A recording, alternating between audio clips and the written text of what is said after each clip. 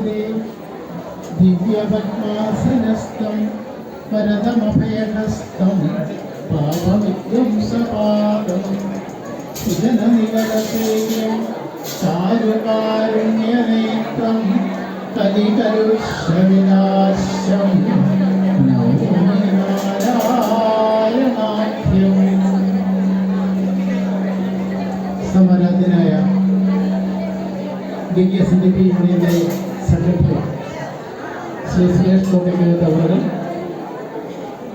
ചുരുളി സഹായവത്തിന് സമാരാധനായിട്ടുള്ള ഭരണസാരഥികൾ, സജ്ജനങ്ങൾ, ഏവർക്കും വിനീതമായ നമസ്കാരം.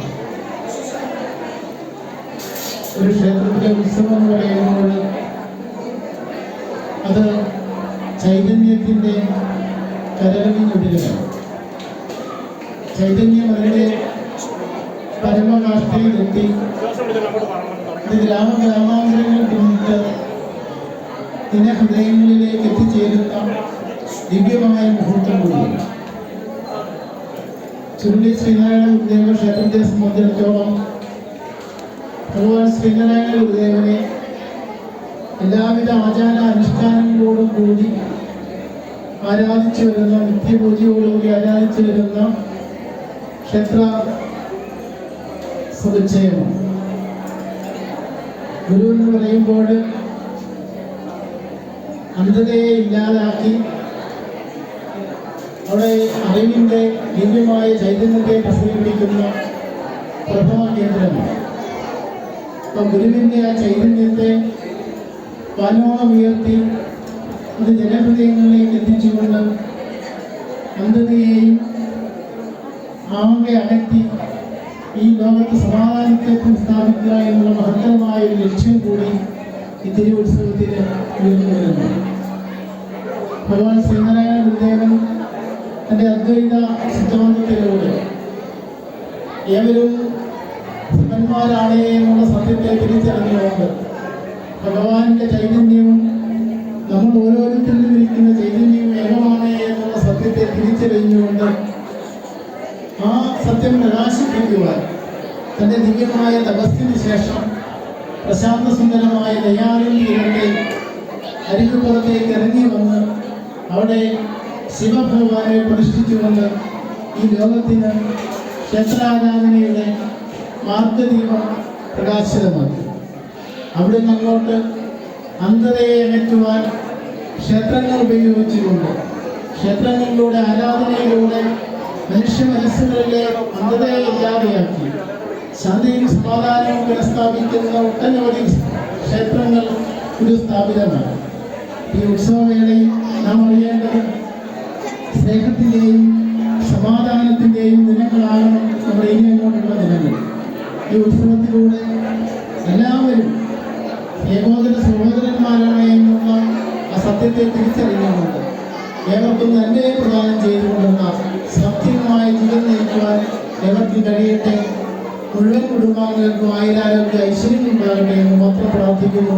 ഏവർക്കും നന്ദി, നമസ്കാരം. പ്രതിസന്ധി നേരത്ത് ഭക്തിസാന്ദ്രമായ അന്തരീക്ഷത്തിൽ തിരുവുത്സവത്തിന് തുടക്കം കുറിച്ചുകൊണ്ട് തൃക്കൊടിയേറ്റ് കർമ്മം നിർവഹിച്ച പാറക്കടവ് അന്നപൂർണശ്രീ ഗുരുകുല ആചാര്യൻ ആദരണീയനായ സുരേഷ് ശ്രീധരൻ മന്ത്രികളെ, ക്ഷേത്രം മേൽശാന്തി പ്രമോദ് ശാന്തികൾ, പ്രിയമുള്ള നിശാന്ത് ശാന്തി, ശാഖായോഗത്തിൻ്റെ ആദരണീയനായ president Shri Kalesh Raju, vice president Shri Gayan Prasad, secretary Shri Shanmukhadas, യൂണിയന്റെ ബഹുമാനായ കൗൺസിലർ ശ്രീ അനീഷ് പച്ചിലാകുന്നേൽ, ശാഖായോഗത്തിൻ്റെ മാനേജിംഗ് കമ്മിറ്റി അംഗങ്ങൾ, പോഷക സംഘടനാ ഭാരവാഹികൾ, യുവ വൈദികർ, ലോകമെമ്പാടും മഹോത്സവത്തിൻ്റെ വാർത്തകൾ എത്തിക്കുന്ന സ്നേഹമുള്ള യൂട്യൂബിലൂടെ പ്രചരണം നൽകുന്ന പ്രിയമുള്ള ജോൺസൺ സാറ്, ദൃശ്യമാധ്യമ പ്രവർത്തകർ, സ്നേഹമുള്ള രാജി, ഗുരുദേവ സന്നിധിയിൽ എത്തിച്ചേർന്നിട്ടുള്ള പ്രിയമുള്ള സജ്ജനങ്ങളെ, സഹോദരങ്ങളെ, ആർഷഭാരത സംസ്കൃതിയുടെ നന്മയും കുലീനതയുമാണ് നമ്മൾ ക്ഷേത്രങ്ങളിൽ കാണുന്നത്. ലോക ചക്രവാള സീമകളിൽ മുഴുകി കേൾക്കുന്ന ഗുരുദേവ സൂക്തങ്ങളാണ് ഈ തിരുവുത്സവ ദിനങ്ങളിൽ, പുണ്യദിനങ്ങളിൽ നമ്മുടെ ശ്രീകോവിലിൽ നിന്നും ഉയരുന്നു. ഒരു വീട എറുമ്പിനും വരുത്തരുത് എന്ന് കൽപ്പിച്ച മഹാഗുരുവിൻ്റെ കൽപ്പനകൾ അത് ജീവിതത്തിൽ പ്രാവർത്തികമാക്കി ശാന്തിയും സമാധാനവും അനുഭവിക്കുന്ന ഒരുപിടി ആളുകളാണ് ഈ ഗ്രാമത്തിലുള്ളത്. ആദരണീയനായ തന്ത്രി കൊടിയേറ്റിന് മുന്നോടിയായി കൽപ്പിച്ചതുപോലെ ഈ ക്ഷേത്രത്തിനും സംഘടനയ്ക്കും വേണ്ടി പണിയെടുത്തിട്ടുള്ള നല്ലവരായ ആൾക്കാർ മൺമറഞ്ഞു പോയവരെ എല്ലാവരെയും സ്മരിക്കണം എന്നാണ് പറയുന്നത്. ഇത് ഈ ക്ഷേത്ര സമുച്ചയവുമായി ബന്ധപ്പെട്ട് അല്ലെങ്കിൽ ഒരു നന്മയുടെ പ്രകൃതിയിൽ അവശേഷിക്കുന്ന കാര്യങ്ങൾ, ഉത്സവങ്ങൾ പ്രധാനമായും 3 തരത്തിലാണ് കൽപ്പിക്കപ്പെട്ടത്: അങ്കുരാദി, പടഹാദി, ധ്വജാദി. അതിൽ 3ാമത്തേതാണ് നമുക്ക് പരമാദരണീയനായ കുമാരൻ തന്ത്രി കൽപ്പിച്ചു നൽകിയത്. കൊടിയേറ്റോട് കൂടി ഉത്സവമാണ്.